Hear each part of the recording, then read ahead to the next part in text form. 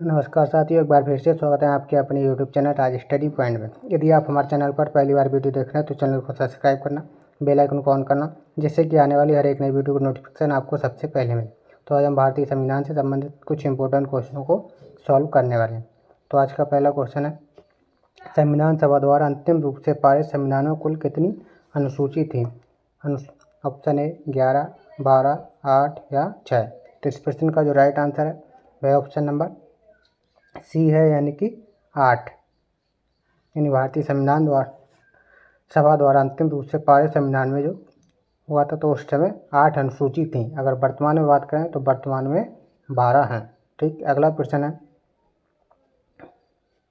संविधान के किस अनुच्छेद में यह अंकित है कि इंडिया अर्थात भारत? अनुच्छेद 1, अनुच्छेद 2, अनुच्छेद 3, अनुच्छेद 4। तो इस प्रश्न का जो राइट आंसर है वह ऑप्शन नंबर ए है, यानी कि अनुच्छेद 1। अनुच्छेद 1 में यह अंकित है कि इंडिया अर्थात भारत है। अगला प्रश्न है, संविधान के अनुच्छेद 1 में भारत को क्या कहा गया है?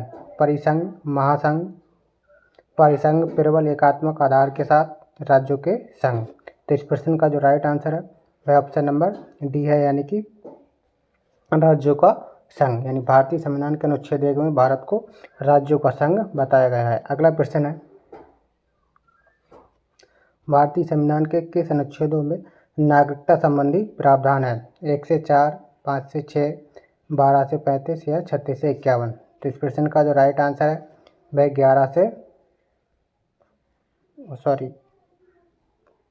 5 से 11 है। यानी भारतीय संविधान के अनुच्छेद 5 से 11 में नागरिकता संबंधी प्रावधान है। अगला प्रश्न है,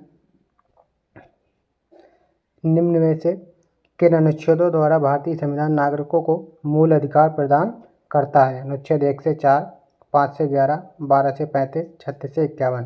तो इस प्रश्न का जो राइट आंसर है वह 12 से 35, यानी कि अनुच्छेद ऑप्शन नंबर सी करेक्ट है। अगला प्रश्न है,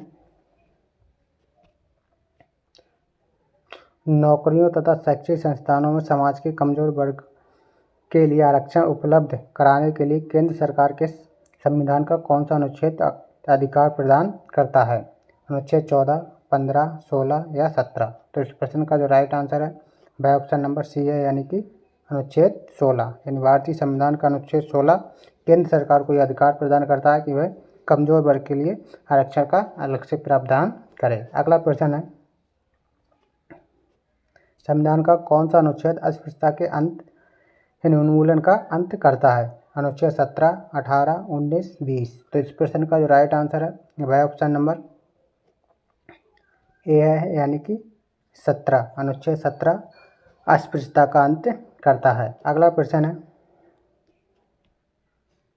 भारतीय संविधान के किस अनुच्छेद में अभिव्यक्ति की स्वतंत्रता है?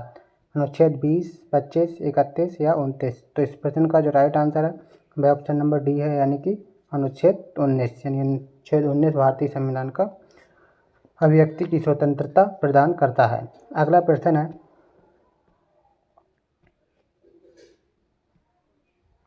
मौलिक अधिकार के अंतर्गत कौन सा अनुच्छेद बच्चों के शोषण से संबंधित है? 17, 21, 23 या 24। तो इस प्रश्न का जो राइट आंसर है वह ऑप्शन नंबर सी है, यानी कि 23।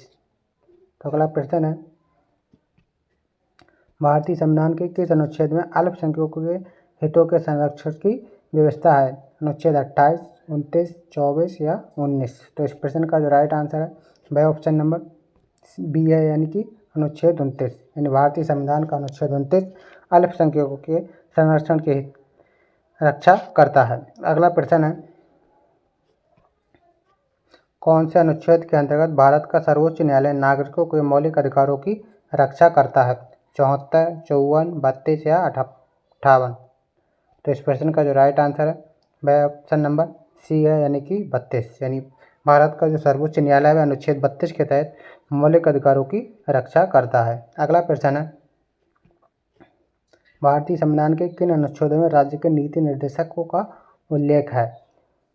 36 से 51, 12 से 35, 5 से 11 या 52 से 151। तो इस प्रश्न का जो राइट आंसर है वह ऑप्शन नंबर ए है, यानी कि 36 से 51। तो आई होप कि आपकी वीडियो पसंद आई तो लाइक करना, शेयर करना और चैनल को सब्सक्राइब करना।